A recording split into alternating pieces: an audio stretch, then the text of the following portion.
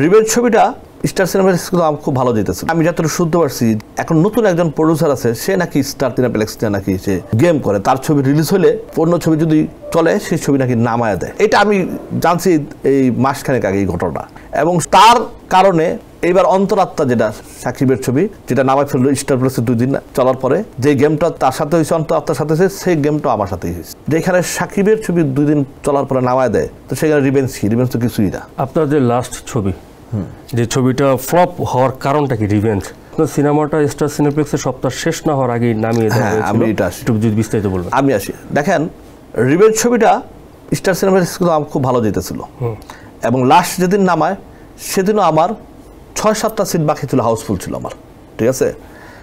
By the way আমাদের এখানে আমি যতটুকু শুনতে পারছি যে এখন নতুন একজন প্রডিউসার আছে, সে নাকি স্টার সিনেপ্লেক্স নাকি সে গেম করে, তার ছবি রিলিজ হলে সে নাকি অন্য ছবি যদি চলে সেই ছবি নাকি নামায় দেয়, ঠিক আছে। এটা আমি জানছি এই মাসখানেক আগে এই ঘটনা, আমি তখন জানতে পারিনি আমি, ঠিক আছে।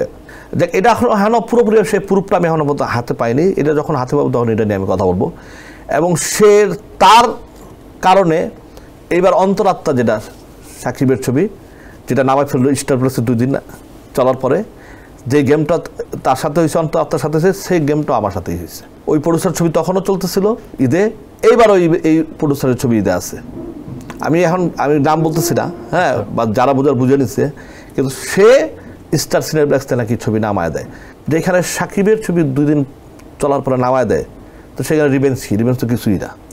ইন্ডাস্ট্রি এমনিতে ধুকতেছে, ইন্ডাস্ট্রি সিনেমা নেই, হল বছরে 2বার ওপেন হয়, কিছু কিছু হল খোলা হয়।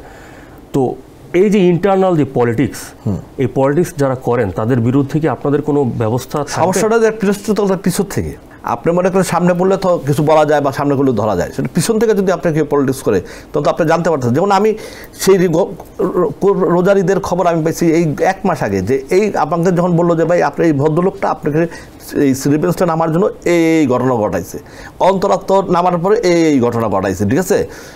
তখন আমি 2টা মিলিয়ে দিচ্ছি যে একদম কারেক্ট। যাক, আরেকটু হলে আমি একদিন আপনার টক শুধু এসে বলে দেবো না কে করছে না করছে, ইনশাআল্লাহ নাম বলে দিবেন। হ্যাঁ হ্যাঁ, আমি কাউকে ভয় পাই কথা বলি না। আপনি সবসময় সত্যি কথা বলেন, চেষ্টা করেন সত্যি কথা বলতে, সৎ সাহস লাগে। আপনার সাহসের উৎসটা কোথায়? আমার সাহসের উৎস একটা জায়গায়, সেটা আমার সততা। সবসময় আমি কখনো কোনোদিন পরেরটাকে লোভ করি না, এবং পিছনে চেষ্টা করি কোনো মানুষ যদি বিপদে পড়ে তার পাশে দাঁড়ানোর। কোনোদিন কোনো মানুষের ক্ষতি করি নাই, জানাবো তো না। এবং সবচেয়ে যে জিনিসটা আমার সবচেয়ে বেশি কাজ করে, যেটা অন্যায়টা জানে আমি কেন সহ্য করতে পারি না, এটা আমি ছোটোর থেকেই পারি না। এই জিনিসটাই আমার সবচেয়ে বড় দোষ মনে হয় আমার।